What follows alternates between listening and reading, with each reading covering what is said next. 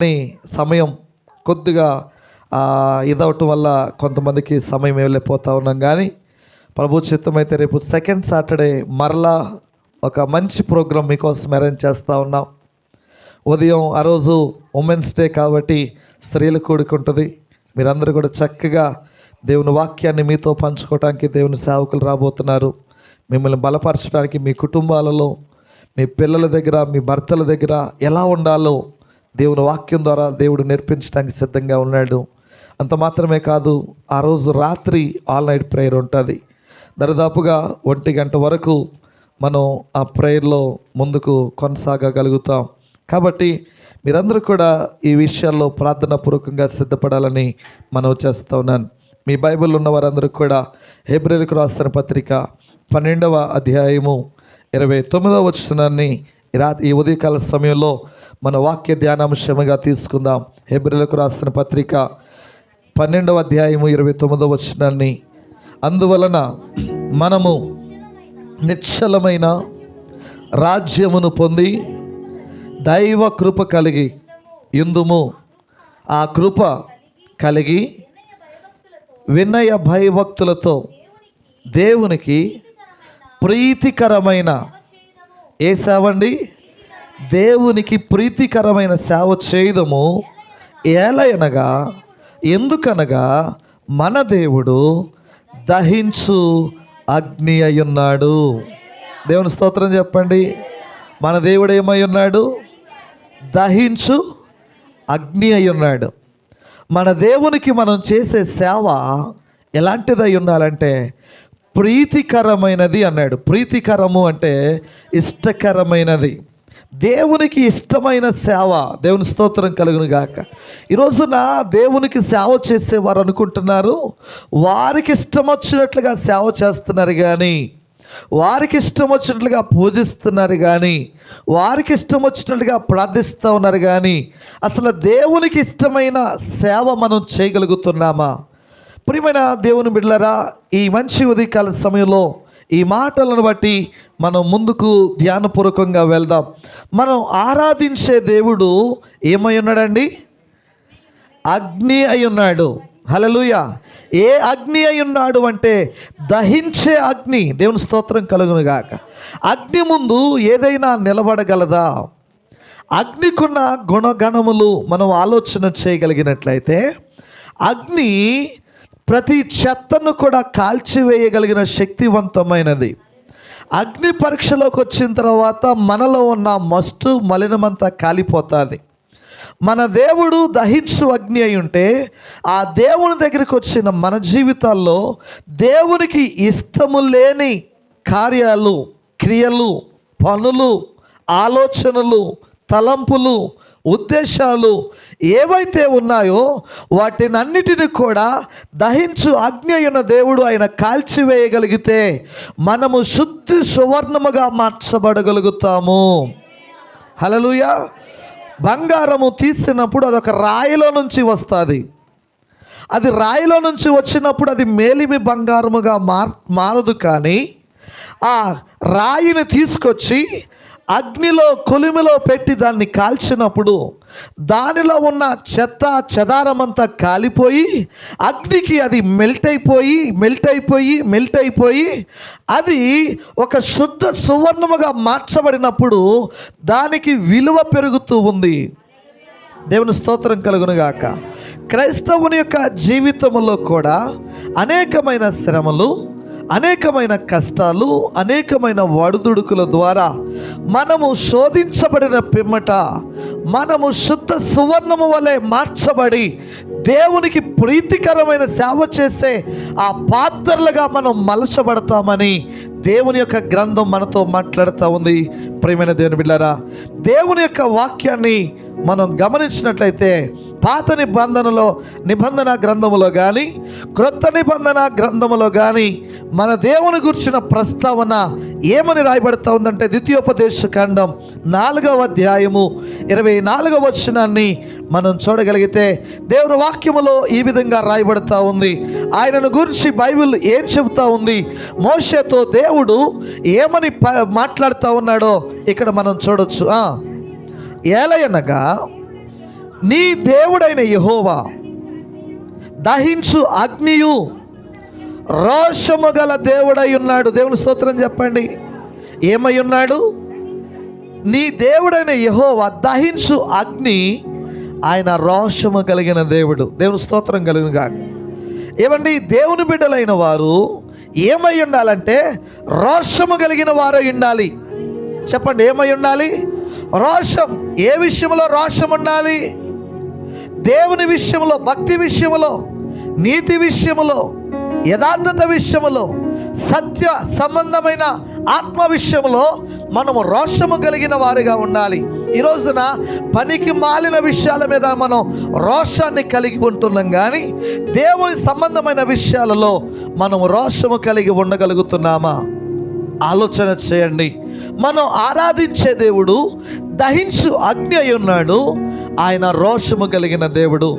మోషేతో చెప్తున్నాడు, మోషే, ఇదిగో ఇశ్రాయేలు ప్రజలతో నువ్వు చెప్పాల్సింది ఏంటంటే, మిమ్మల్ని ఐగుప్తులో నుంచి విడిపించిన దేవుడు, మిమ్మల్ని పాలు తేనెలు ప్రవహించే దేశానికి నడిపించే దేవుడు రోషము కలిగిన దేవుడని, ఆయన దహించు అగ్ని లాంటి దేవుడని నా ప్రజలతో నువ్వు చెప్పు అంటున్నాడు. అలాగే మనం చూసినట్లయితే కొత్త నిబంధన గ్రంథములకు వచ్చినప్పటికీ దేవుడు చెబుతున్నాడు అపోస్తలుడైన పౌలు ద్వారా ఈ హెబ్రీ పత్రిక 12వ అధ్యాయంలో, ఆయన ప్రీతికరమైన సేవ చేయండి, ఆయన దహించు అగ్ని అయిన దేవుడు అని. హల్లెలూయా. కాబట్టి ప్రియమైన దేవుని బిడ్డలారా, ఈ మంచి ఉదయకాల సమయంలో ఈ అగ్ని చేసే కొన్ని పనులు మనం ఆలోచన చేసి మన ఆధ్యాత్మిక జీవితాన్ని మనం బలపరుచుకోవటానికి ప్రయత్నం చేద్దాం. దేవుని స్తోత్రం కలుగును గాక. ఎంతమంది ఇష్టపడుతున్నారు ఈరోజు వాక్యాన్ని వినడానికి? హల్లెలూయా. దేవుడు మిమ్మల్ని అందరిని దీవించును గాక. చూడండి, దహించు అగ్ని అయి ఉన్న దేవుడు, ఆ అగ్ని మన మీద ఏ విధంగా పనిచేస్తుంది, ఆ అగ్ని మనతో ఏ విధంగా పని చేపిస్తుంది, మనం 2-3 విషయాలను ఆలోచన చేసి మనం ప్రార్థన చేసుకుందాం. మొట్టమొదటిగా మనం గమనించగలిగినట్లయితే ప్రియమైన దేవుని బిడ్డలారా, ఈ అగ్ని మన మీద ఉన్న బంధకాలన్నిటిని కాల్చివేయగలిగినది. చప్పట్లు కొట్టి దేవుని స్తుతిస్తామా? హల్లెలూయా, హల్లెలూయా. మన మీద ఉన్న ప్రతి బంధకాన్ని కాల్చివేసే శక్తి, మనలను కాల్చే శక్తి కాదు, మనల్ని కాల్చే అగ్ని కాదు, అది మనలో ఉన్న సమస్యలను కాల్చే అగ్ని అది. దేవుని స్తోత్రం చెప్పండి. ఎంతమందికి అర్థమవుతుంది మాట? నిన్ను కాల్చివేసేది కాదు, నీలో ఉన్న సమస్యలను కాల్చివేసేది ఈ అగ్ని, నీలో ఉన్న అసమర్థతలను కాల్చివేసేది ఈ అగ్ని. పరిశుద్ధమైన బైబిల్ గ్రంథములో నుంచి దానియేలు గ్రంథం 3వ అధ్యాయము 25వ వచనాన్ని మనం చదువుకుందాం. దానియేలు గ్రంథం 3వ అధ్యాయము 25వ వచనాన్ని మనం చూడగలిగినట్లయితే, అందుకు రాజు, నేను 4 మనుషులు బంధకములు లేక అగ్నిలో సంచరించుట చూచుచున్నాను, వారికి హాని ఏదియు కలగలేదు, 4వ వాని రూపము దేవతల రూపమును పోలినదని వారికి ప్రత్యుత్తరం ఇచ్చిన. దేవుని స్తోత్రం చెప్పండి, బిగ్గరగా చెప్పండి. హల్లెలూయా, హల్లెలూయా. ఈ మాటను చాలా జాగ్రత్తగా మీరు ఆలకించాలా. మీకు అర్థం అవ్వాలంటే ఈ మాటను మీరు ఆలోచనాపూర్వకంగా వినాలా. పరిశుద్ధాత్మ దేవుడే మీకు ఈ మాటను అర్థమైనట్లుగా బోధించునుగాక. ఆమేన్. ప్రియమైన దేవుని బిడ్డలారా, నెబుకద్నెజరు అనే ఒక రాజు ఉన్నాడు. ఈయన బబులోను సామ్రాజ్యానికి చక్రవర్తి. ఆయన బబులోను సామ్రాజ్యము రాజయ్యుండి యెరూషలేమును ఓడించి, యెరూషలేములో ఉన్న రాజును రాజ్యాన్ని ఓడించి, అక్కడ నుంచి కొంతమంది యవనస్తులను, ఎలాంటి యవనస్తులంటే తెలివి కలిగిన వారు, జ్ఞానము కలిగిన వారు, సకల విద్యలలో ప్రావీణ్యత కలిగిన వారిని 4 ఎంపిక చేసుకొని తన రాజ్యానికి తీసుకొని వచ్చాడంట. దేవుని స్తోత్రం కలుగును గాక. ఆ 4 పేర్లు మీ అందరికీ తెలుసు. షద్రక్, మేషక్, అబద్నిగో, దానియేలు. చెప్పండి, ఎవరండి? దానియేలు, షద్రకు, మేషకు, అబద్నిగోలని ఈ 4 తీసుకొచ్చాడు. ఈ రాజ్యంలో పెట్టి వారి యొక్క సకల విషయాలలో వారికి నేర్పించడానికి వారి మీద కొంతమందిని అధికారులు పెట్టాడు. ప్రియమైన దేవుని బిడ్డలారా, అయినప్పటికీ కూడా ఈ షద్రక్, మేషక్, అబేద్నెగో, దానియేలు జీవము కలిగిన దేవుని నమ్ముకున్నవారు కాబట్టి వారు దేవుని యొక్క ఆజ్ఞల ప్రకారం కాక వారు ఏ విషయంలో కూడా దేవునికి వ్యతిరేకమైన వాటిలో వారు లేరు. ప్రియమైన దేవుని బిడ్డలారా, ఈనాటి యవనస్తులు ఎలా ఉంటూ ఉన్నారంటే కొద్దిగా అవకాశం దొరికితే చాలు అపవాది శోధిస్తున్నప్పుడు ఆ శోధనలో పడిపోతూ ఉన్నారు. కానీ ఈ నలుగురే అని మనం చెప్పొచ్చు. ఇక్కడ మనం చూస్తున్నప్పుడు ఈ 3వ అధ్యాయాన్ని మనం చదవాల్సిన అవసరం లేదు. కానీ ప్రియమైన దేవుని బిడ్డలారా, నెబుకద్నెజర్ రాజుకి ఒక ఆలోచన కలిగింది. ఏంటి ఆలోచన అంటే, ఆయన రాజ్యంలో ఒక బంగారపు విగ్రహాన్ని తయారు చేసి ఆ విగ్రహం ముందు అది దోరాయాను మైదానములో, ఒక మైదానములో ఆ విగ్రహాన్ని తయారు చేసి దాని ముందు 60 మూరల ఎత్తు అంటది. 60 మూరల ఎత్తు కలిగిన విగ్రహం అది. 60 మూరలు అంటే దరిదాపుగా 90 అడుగులు. చెప్పండి, ఎన్ని అడుగులు? 90 అడుగుల ఎత్తు కలిగిన ఒక విగ్రహాన్ని దేంతో తయారు చేయాలనుకున్నాడు? చెప్పాలా? సౌండ్ తగ్గించాలి నాన్న. బంగారముతో. చెప్పండి, దేంతో? బంగారముతో తయారు చేపించి ఆ రాజ్యములో ఉన్న వారందరూ కూడా ఆ విగ్రహ ప్రతిష్ఠ రోజున, ఆ విగ్రహాన్ని ప్రతిష్ఠించే రోజున వారు అనేకమైన వాయిద్యాలు తీసుకొని వచ్చి వాయిస్తూ ఉన్నప్పుడు ఆ ప్రజలందరూ కూడా తలలు వంచి ఆ 90 అడుగుల విగ్రహానికి సాష్టాంగంగా నమస్కారం చేయాలని ఆయన ఒక శాసనాన్ని చేశాడు. ఎవరైతే ఆ శాసనాన్ని మీరి ప్రవర్తిస్తారో వారికి అగ్నిగుండమే శరణ్యము అని చెప్పి ప్రకటించాడు. ప్రియమైన దేవుని బిడ్డలారా, ఆ విగ్రహ ప్రతిష్టకు ఆ రాజ్యంలో ఉన్న మహామహులందరూ కూడా వచ్చారు. సైన్యాధిపతులు, శతాధిపతులు, మంత్రులు అందరూ కూడా, విశిష్టత కలిగిన పెద్దలందరూ కూడా అక్కడికి వచ్చారు. వారందరూ కూడా అక్కడ గొప్ప వేదికను ఏర్పాటు చేసి ఆ మైదానములో ఆ విగ్రహము ముందు వారందరూ కూడా తంతి వాయిద్యములు వాయించుచు, బూరలు వాయించుచు, డప్పులు కొట్టుచు, సకల వీణాలు వాయించుచు వారందరూ కూడా ఆర్తనాదములు చేస్తూ ఉన్నప్పుడు ప్రజలందరూ కూడా ఏం చేస్తూ ఉన్నారంటే సాష్టముగా పడి నమస్కారం చేస్తూ ఉన్నారంట.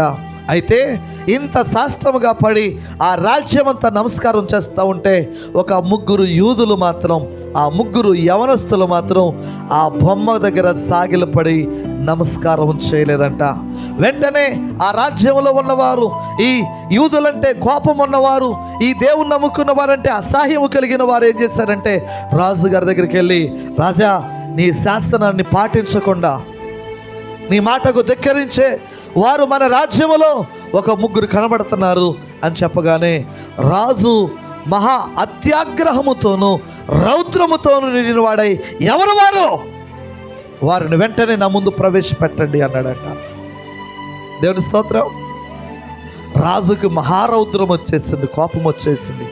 అత్యాగ్రహముతో, ఎవడు వాడు? నా మాట కాదని రాజ్యంలో బ్రతకగలిగిన వాడు ఎవడైనా ఉన్నాడా? వెంటనే వారిని ముందుకు తీసుకురండి అన్నాడు.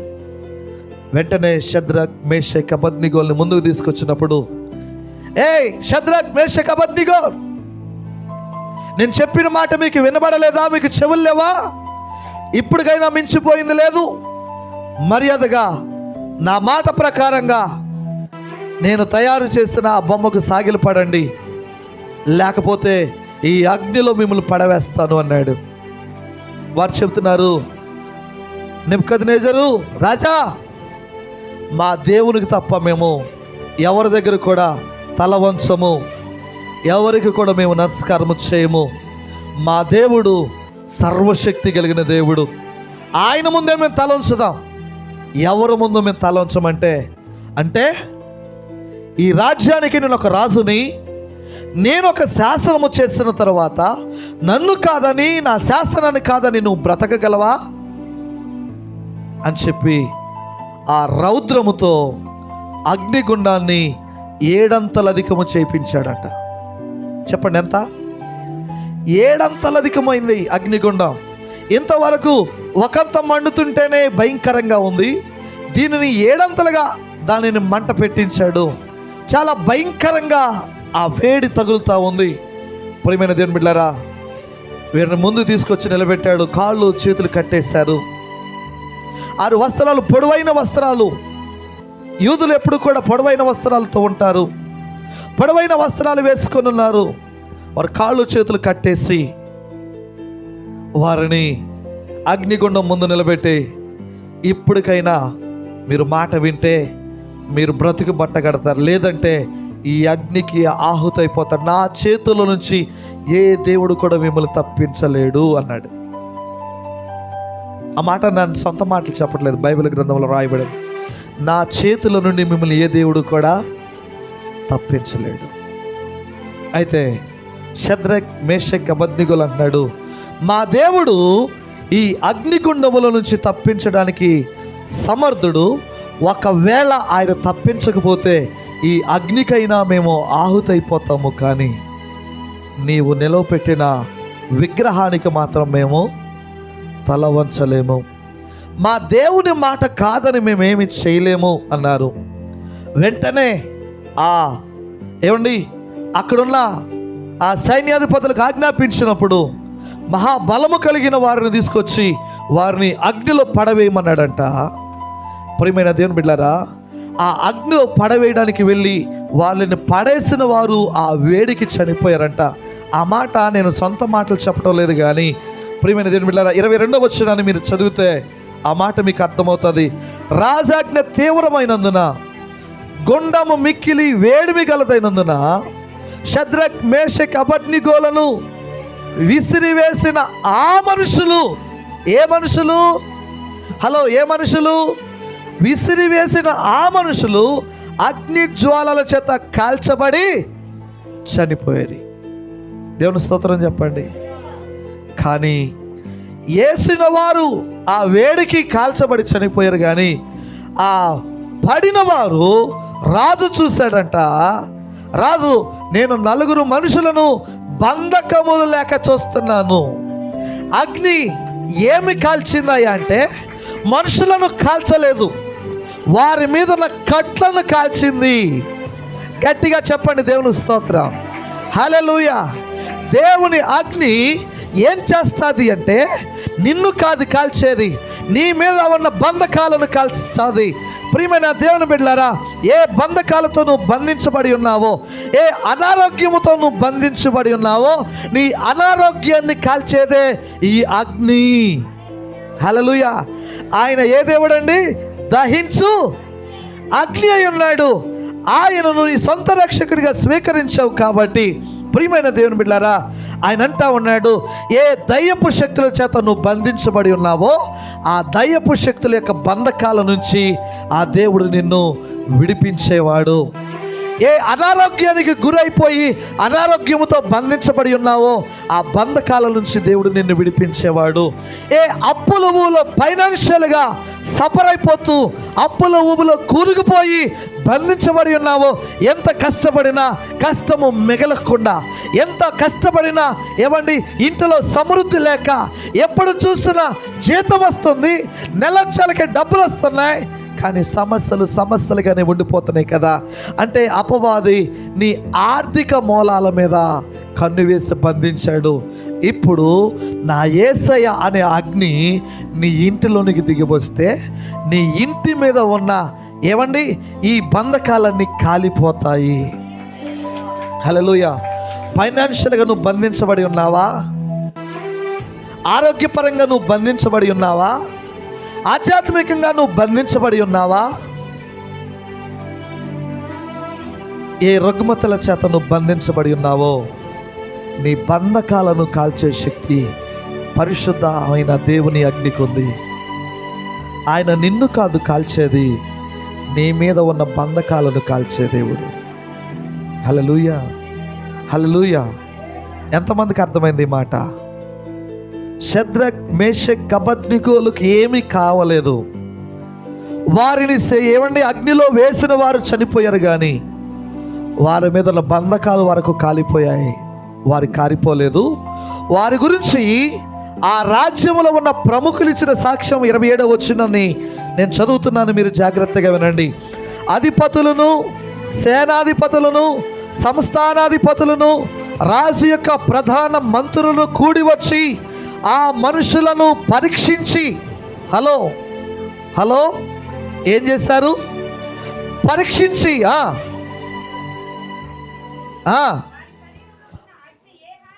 వారి శరీరమునకు అగ్ని ఏ హాని చేయకుండుటయు, వారి తల వెంట్రుకలలో ఒక్కటైనను కాలిపోకుండుటయు, వారి వస్త్రములు చెడిపోకుండుటయు, అగ్ని వాసన అయినను వారి దేహములకు తగలకుండుటయు చూసి నెబుకద్నెజరు, షద్రక్, మేషక్, అబద్నిగోలని వీరి దేవుడు పూజార్హుడు. హల్లెలూయా. నీవు ఆరాధించే దేవుడు ఎవరండి? పూజార్హుడు. వారి తలలో ఒక వెంట్రుక కవరికి పోలేదంట, వారి ఒంటి మీద ఉన్న బట్టలు కాలిపోలేదంట, వారి దేహం మీద వాసన చూసిన అగ్ని వాసన రాలేదు. దేవుని స్తోత్రం చెప్పండి. హల్లెలూయా. ఏమండి, వారందరూ పరీక్ష చేస్తూ ఉన్నారు, పరిశీలన చేస్తూ ఉన్నారు. కానీ అక్కడ అద్భుతం ఏంటంటే వారి తల వెంట్రుకలు కానీ, వారు వేసుకున్న బట్టలు కానీ, వారి దేహము కానీ ఎక్కడ కూడా అగ్ని వాసన కూడా రాలేదు. ఆ రాజు ఏం చెబుతున్నాడంటే, వీరు దేవుడు పూజార్హుడు, ఆయన తన దూతలను పంపించి తను ఆశ్రయించిన దాసులను రక్షించాడు. దేవుని స్తోత్రం కలుగును గాక. ప్రియమైన దేవుని బిడ్డలారా, బాబు అది సౌండ్ తగ్గించాలి, మీరు తగ్గించాల డిస్టర్బెన్స్. మీరు అదే సాతాను మధ్యలో ఇక్కడ ఏం చెబుతున్నామో అది దాని మీద దృష్టి పెట్టాలా. హల్లెలూయా. మీరు ఇంటికి వెళ్ళి చూడండి, తర్వాత చూడండి, అది రికార్డ్ అయి ఉంటుంది. దేవుని స్తోత్రం. జాగ్రత్తగా వినండి. వారు తల కాలిపోలేదు. అగ్నిలోకి వెళ్తే చూడండి, మన ఇంటి దగ్గర నుప్పు వెలిగిస్తాం కదా, పొయ్యి వెలిగిస్తాం కదా, ఎప్పుడైనా చేయి పెట్టి చూడండి కాలకుండా ఉంటుందా? ఏమండి, ఎప్పుడైనా తల మీద ఏదైనా నుప్పు రవ్వ పడింది అనుకోండి, కాలకుండా ఉంటుందా? మీ బట్టల మీద ఏమైనా నుప్పు పడితే కాలకుండా ఉంటుందా? కాలిపోద్ది కదా. మరి ఎందుకు షద్రక్, మేషక్, అబద్నిగోలు కాలిపోలేదు? వారి బట్టలు కాలిపోలేదు, ఏమండి, వారు ఒళ్ళు కాలిపోలేదు, వారి తలకోలు కాలిపోలేదు. అంత మాత్రమే కాదు, అగ్ని వాసనే వారి మీద రాలేదంట. రాజు చెబుతున్నాడు, వారు నమ్ముకున్న దేవుడు పూజార్హుడు. హల్లెలూయా. నీవు నమ్ముకున్న దేవుని గురించి నీకు తెలుసా? అగ్నిగుండాన్ని చల్లార్చగలిగిన దేవుడు ఆయన. నీ జీవితంలో ఏ పరిస్థితుల్లో నీ జీవితంలో నిన్ను బంధించి ఉంచాయో, ఆర్థికంగా, ఆధ్యాత్మికంగా, శారీరకంగా, మానసికంగా నిన్ను కలవరపడుతున్న సమస్యలు ఏవైతే ఉన్నాయో వాటన్నిటిని కూడా కాల్చివేయగలిగిన అగ్ని, పరిశుద్ధ అగ్ని ఆయనే అయి ఉన్నాడు. హల్లెలూయా. ఎంతకాలం బంధకాల్లో బంధించబడి ఉంటావు? బంధకాలలో బంధించబడి నిరీక్షణ కలిగిన వారులారా, మీ కోటలో ప్రవేశించండి, రెండంతలుగా నేను మీకు మేలు చేస్తానని దేవుడు మీకు పిలుపునిస్తున్నాడు. బంధకాలలో బంధించబడి కూడా నిరీక్షణ కలిగిన వారులారా, నిరీక్షణ అంటే దేవుని సహాయము కోసం ఎదురు చూస్తున్న వారులారా, రండి, మీకోసం సిద్ధపరిచిన రాజ్యములో ప్రవేశించండి, రెండంతలుగా మీకు మేలు చేస్తానని దేవుడు మీకోసం ఎదురు చూస్తున్నాడు. హల్లెలూయా. మేలు చేసే దేవుడే కానీ కీడు చేసే దేవుడు మాత్రము కాదు. రాజు అనుకున్నాడు, నా మాటకు ధిక్కరిస్తే చంపేస్తానని. దేవుడు అనుకున్నాడు, నా మాటకు లోపడ్డారు కాబట్టి నేను కాపాడుతానని. దేవుని స్తోత్రం.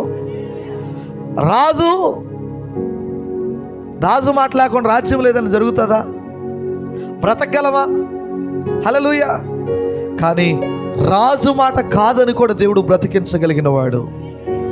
ఈ రోజున ఏమండి, దేవుని బిడ్డలకు వ్యతిరేకంగా ఎన్నో చట్టాలు, ఎన్నో కుట్రలు, ఎన్నో భయంకరమైన కార్యకలాపాలు జరుగుతూ ఉన్నాయి. కానీ బైబిల్ చెబుతున్నది ఒక్కటే, షద్రక్, మేషక్, అబద్నిగోల్లాగా పరిస్థితులకు లొంగిపోవద్దు. షద్రక్ మేషక్ అబద్నిగోల్లాగా మీరు నిలబడండి. నిలబడితే యుద్ధము, చెప్పండి, యుద్ధము యెహోవాదే. దేవుని స్తోత్రం కలుగునుగా. ప్రియమైన దేవుని బిడ్డలారా, రెండోదిగా మనం గమనించగలిగినట్లయితే దేవుని యొక్క వాక్యం మనతో మాట్లాడుతూ ఉంది. మనలో ఉన్న మస్టును ఏమండి ఆయన కాల్చివేసే దేవుడు. ఏ అపవిత్రత నీలో ఉందో, ఏ అవిధేయత నీలో ఉందో, ఏ అసహనం నీలో ఉందో, జకర్యా గ్రంథాన్ని మనం తీయగలిగినట్లయితే 13వ అధ్యాయము 9వ వచనంలో మనం చూద్దాం. జకర్యా గ్రంథం ఆ 3వ భాగమును అగ్నిలో నుండి వెండిని తీసి శుద్ధపరిచినట్లు ఏంటండి, ఏం చేస్తాను? వెండిని శుభ్రపరిచినట్లుగా మీరు తీసుకొచ్చిన దేవుని భాగమును బట్టి, చూడండి, ఆ 3వ భాగమును నేను అగ్నిలో నుండి వెండిని తీసి శుద్ధపరిచినట్లుగా శుద్ధపరుతును. బంగారమును శోధించినట్లు వారిని శోధించును. వారు నా నామమును బట్టి మొర్ర పెట్టగా నేను వారి మొరను ఆలకింతును. వీరు నా జనులని నేను చెప్పుదును, యెహోవా మా దేవుడని వారు చెప్పుదురు. దేవుని స్తోత్రం కలుగునుగా. ప్రియమైన దేవుని బిడ్డలారా, అపవిత్రతను మస్టును ఆయన దహించు అగ్నిలో కాల్చివేసే దేవుడు. వెండిని కాల్చినట్లుగా నీలో ఉన్న మస్టును కాల్చివేసేవాడు, నీలో ఉన్న అపవిత్రతను కాల్చేసేవాడు. యెషయా గ్రంథం 6వ అధ్యాయంలో మనం చూస్తే యెషయాకు ఒక దర్శనము కలిగినది. ఆ దర్శనములో చూస్తూ ఉన్నప్పుడు అత్యున్నత సింహాసనం మీద ఆసీనుడైన దేవుని చూస్తున్నప్పుడు ఈ యెషయా బొబ్బలు పెడుతూ ఉన్నాడు, ఏడుస్తూ ఉన్నాడు.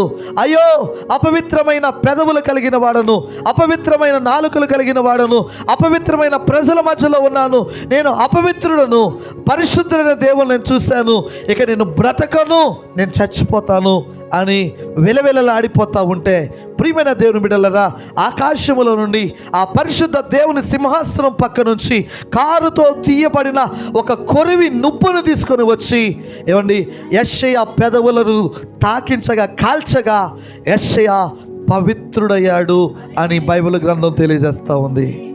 హల్లెలూయా. యెషయాను కాల్చిన అగ్ని యెషయాలో ఉన్న అపవిత్రతను కాల్చివేసింది. యెషయా ఇప్పుడు పరిశుద్ధుడిగా మార్చబడ్డాడు. దేవుని స్తోత్రం చెప్పండి. హల్లెలూయా. ఎంతమందికి అర్థమవుతుంది నా మాట? ఎంతకాలం అపవిత్రమైన ఆలోచనలు, ఎంతకాలం అపవిత్రమైన చూపులు, ఎంతవరకు అపవిత్రమైన జీవితం. ఇదిగో వెండిని కాల్చినట్లుగా నీలో ఉన్న మస్ట్ అంతా కాల్చి నిన్ను శుద్ధ సువర్ణముగా మార్చాలని దేవుడు ఇష్టపడతా ఉన్నాడు. హల్లెలూయా. నీవు యేసయ్యకు ఇష్టమైన పాత్రగా మార్చబడడానికి ఇష్టపడతా ఉన్నావా? షద్రక్ మేషక్ అబద్నిగోలు బంధకాలు కాలిపోయాయి, కానీ అగ్నిలో వారు కాలిపోలేదు.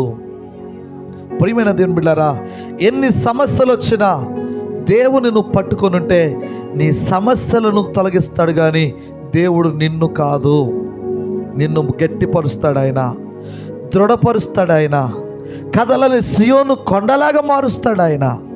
ఎంతకాలం బలహీనతల్లో బంధించబడి ఉంటావు, సమస్యల్లో కొట్టిమిట్లాడుతూ ఉంటావు, అనారోగ్యముతో కుమిలిపోతూ ఉంటావు. లే, నీకోసమే కల్వరి సిలువలో ఆయన నలగగొట్టబడి, ఆయన దేహమంతా కూడా నాగరచాలుగా దున్నబడి, ఆయన వీపంతా కూడా నాగరచాలుగా దున్నబడింది. ప్రియమైన దేవుని బిడ్డలారా, ఆయన శరీరం అంతా రక్త సిద్ధమైపోయింది. ఆయన వాక్యాన్ని మనం గమనించగలిగినట్లయితే దేవుని లేఖనం మాట్లాడుతూ ఉంది. ప్రియమైన దేవుని బిడ్డలారా, ఆయన పొందిన దెబ్బలలో నుంచి నీకు స్వస్థత కలుగుతుందని, నీ అనారోగ్యం అంతా కూడా పోయేది యేసుక్రీస్తు ప్రభువు వారి యొక్క గాయపడిన హస్తం నిన్ను తాకినప్పుడే. హల్లెలూయా. నిశ్చయముగా ఆయన మన రోగములను భరించాడు. ఆయన భరించిన తర్వాత రోగానికి నీ మీద నా మీద అధికారం లేదు, కానీ అది నీ మీద నా మీద పనిచేస్తుంది. కారణం ఏంటో తెలుసా? ఆయన అధికారం కిందకి నువ్వు రాలేకపోతున్నావు కాబట్టి దాని అధికారాన్ని అది చెలాయిస్తూ ఉంది. రాజు తన అధికారాన్ని చెలాయించి అగ్నిలో వేశాడు. కానీ అగ్నికి దేవుడు మాటిచ్చాడు, అగ్ని జాగ్రత్త, నా బిడ్డలు వారు ఏ మాత్రం టచ్ చేసినా బాగోదని చెప్పాడు. అగ్ని పైకి మండుతుంది కానీ లోపల ఏసీలాగా కూల్ అయిపోయింది. వారు చప్పట్లు కొడుతూ దేవుని స్తుతిస్తూ పాటలు పాడుతూ తిరుగుతూ ఉన్నారంట అగ్నిగుండము చుట్టూ. హల్లెలూయా. ఆ లోపల తిరుగుతూ ఉన్నారు. రాజు చూశాడంట పైకి వెళ్ళి, అదేంటి నేను ముగ్గురేస్తాను కదా, నలుగురు కనబడుతున్నాడు, నాలుగో వ్యక్తి ఏమో దేవదూతలా కనపడుతున్నాడంటే దేవుడు నిన్ను రక్షించడానికి, నిన్ను తప్పించడానికి యెహోవా యందు భయభక్తులు గల వారి చుట్టూ ఆయన దూతలు కావలి ఉండి వారిని రక్షిస్తారు. దేవుని స్తోత్రం చెప్పండి. ఏమండి, గౌరీశంకర్ని మొన్న ఆ దేవుడే రక్షించాడు. హల్లెలూయా. ఏమండి, ఇక్కడ ఉన్న ప్రతి ఒక్కరిని కూడా ఆ దేవుడే రక్షించేవాడు. నిన్ను నన్ను రక్షించడం కోసం ఆయన కలువరి సిలువలో తన రక్తం కార్చాడు, తన ప్రాణాన్ని పెట్టాడు. ప్రియమైన వాళ్ళారా, దేవుని వాక్యం సెలవిస్తూ ఉంది, మనము నడిచిన పాపపు నడకలను బట్టి ఆయన పాదాలకు మేకులు కొట్టారు అని. మనం చేసిన అన్యాయపు పనులను బట్టి ఆయన చేతులకు మేకులు కొట్టారని. ప్రియమైన దేవుని బిడ్డలారా, మనం పడుకున్న పాపపు పడకలను బట్టి, పడక అంటే ఎంతమందికి తెలుసు? పాపపు పడకలు, అక్రమ సంబంధాలు అంటారు కదా. ఏమండి, నువ్వు చేసిన అక్రమాలను బట్టి ఆయన పక్కలో బళ్ళెము పొడవబడింది. ఏమంటే, నువ్వు చేసిన పాపపు తలంపులు, ఏం తలంచావు? ఈరోజు ఎవరిని పాడు చేద్దాం, ఎవరితో తిరుగుదాం, ఎవరిని నష్టపడదాం, ఎవరిని దోసుకుందాం, ఎవరిని ఏ విధంగా కించపరుచుదాం, అవమానపరుచుదామని నువ్వు తలంచిన నీ తలంపులను బట్టి ఆయన తలకు ముళ్ళ కిరీటం పెట్టబడింది. నీవు చూసిన చెడ్డ చూపులను బట్టి ఆయన ముఖమునకు ఏం కట్టారండి? ఆయన కళ్ళకు గంతలు కట్టబడ్డాయి. ప్రియమైన దేవుని బిడ్డలారా, స్వరూపమైనను సొగసైనను లేనివాడుగా రిక్తునిగా చేయబడ్డాడు ఆయన. ఎవరి కోసం? నీ కోసం కాదా? నా కోసం కాదా? మన కోసం కాదా? అగ్నిలో వేయబడిన ఆయన భక్తులను రక్షించడానికి అగ్నిలోనికి వెళ్ళి ఆ బంధకాలు తెంచేసి వారికి విడుదలిచ్చిన దేవుడు ఈ ఉదయకాల సమయంలో నీ జీవితంలోకి వచ్చి నీకు విడుదలిచ్చునుగాక. హల్లెలూయా. ఏ బంధకాలైతే నీ కుటుంబంలో బంధించబడి, ఏ అపవాదైతే నిన్ను బంధించుంచాడో, ఏ రోగముతో నువ్వు బంధించబడి ఉన్నావు, ఏ శాపముతో బంధించబడి ఉన్నావు, ఏ పాపము బంధకాలతో నువ్వు బంధించబడి ఉన్నావో, నా యేసయ్య నిన్ను తాకితే ఇప్పుడే నీకు విడుదల కలుగుతుంది, ఇప్పుడే నీకు స్వస్థత కలుగుతుంది, ఇప్పుడే నీకు రక్షణ కలుగుతుంది. ప్రియమైన దేవుని బిడ్డలారా, ఈ భూమి మీద ఏ నామములో రక్షణ లేదు, ఒక యేసు నామములో మాత్రమే రక్షణ. ఆయన మాత్రమే నిన్ను రక్షించగలిగిన వాడు. ఆయన తప్ప వేరే దేవుడు లేడు. ఆ రోజున నెబుకద్నెజరే ఒప్పుకుంటున్నాడు, దానియేలు దేవుడే దేవుడని, షద్రక్ మేషక్ అబేద్నెగోలు దేవుడే దేవుడని. ప్రియమైన దేవుని బిడ్డలారా, ఆయనే పూజార్హుడని ఒప్పుకుంటున్నాడు. నువ్వెంత, నేనెంత? మనకేం తెలుసు? ఎవరో చెప్పిన మాటలు పట్టుకుని యేసు ప్రభువు వారి గురించి తక్కువగా మాట్లాడకండి. ఆయన నిన్ను ప్రేమించే దేవుడు, నీకోసం ప్రాణాలే పెట్టిన దేవుడు, నీకోసం తన మహిమనే విడిచిపెట్టుకున్న దేవుడు ఆయన. ప్రియమైన దేవుని బిడ్డలారా, యేసయ్య నిన్ను ప్రేమిస్తున్నాడు. శుద్ధ సువర్ణమును ఎలాగైతే మస్టును తీసివేస్తుందో అగ్ని, అలాగ నీలో ఉన్న మస్టును తీసివేసి ఆయన నిన్ను పరిశుద్ధపరచుకొని తన రాజ్య వారసులుగా నేను చేసుకోవాలని ఆయన ఇష్టపడుతున్నాడు. నువ్వు దేవుని మాటకు విధేయత చూపిస్తావా? దేవుని మాట వినటానికి నీ మనసు నిలుపుతావా? ఎంతకాలం దేవునికి దూరంగా ఉంటావు? ఎంతకాలం దేవునికి అవిధేయత చూపిస్తావు? ఆ షద్రక్ మేషక్ అబేద్నెగోలు అనే యవనస్తులు దేవునికి లోబడ్డారు కాబట్టే మరణం నుంచి, అగ్ని నుంచి తప్పించబడ్డారు. ఈ రోజున ఏ మరణ భాషములు నిన్ను పట్టుకొని ఉన్నాయో నీకు నాకు తెలియదు. ఏ సమస్యలలో నువ్వు బంధించబడి ఉన్నావో నీకు తెలియదు. వాటన్నిటిని తెంచివేసి నిన్ను విడిపించే నాదుడు, పరిశుద్ధ దేవుడు, ఆయనే ప్రభు అయిన యేసుక్రీస్తు. ఈ ఉదయకాల సమయంలో ఆ దేవుని కృప, ఆ దేవుని కనికరం, ఆ దేవుని యొక్క ప్రత్యక్షత నీకు నీ కుటుంబానికి కలుగునుగాక. ఆ దేవుని కార్యాలు చూచు వరకు నీ కన్నులు తెరవబడునుగాక. ఆయన అద్భుతాలతో నీ కుటుంబం ఆనందించునుగాక. ఇంతవరకు ఏడ్చిన ఏడుపు చాలు, ఎంతవరకు బాధపడింది చాలు. ఈ రోజు నుంచి నీ బంధకాలని యేసు నామములో తెగిపోవునుగాక. అగ్ని అయిన దేవుడు నీ జీవితంలోనికి వచ్చునుగాక, నీ హృదయములోనికి వచ్చునుగాక. నీ హృదయములో ఆయన నివసించునుగాక. నీ బంధకాలని తెంచివేసి ఆయన శాంతి సమాధానములతో నీ కుటుంబాన్ని నిన్ను నింపునుగాక. అట్టి కృప పరిశుద్ధాత్మ దేవుడు ఈ ఉదయకాల సమయంలో మనకు, మన కుటుంబాలకు దయచేసి తన రాజ్యము కోసం మనల్ని సిద్ధపరచునుగాక. దేవుడు పరిశుద్ధ మాటలు దీవించబడునుగాక. ఆమేన్. అందరికీ వందనాలు. God bless you all. దేవుడు మిమ్మల్ని, మీ కుటుంబాలను దీవించునుగాక. ఆమేన్, ఆమేన్. అందరూ కూడా ప్రభు బలలోకి వెళ్దాం. నేను చాలా తక్కువ టైం, ఏదైతే మనం 12:30 అనుకున్నామో 12 అయ్యింది. 12:30 కంటే ముందే ఒక పావు గంటలను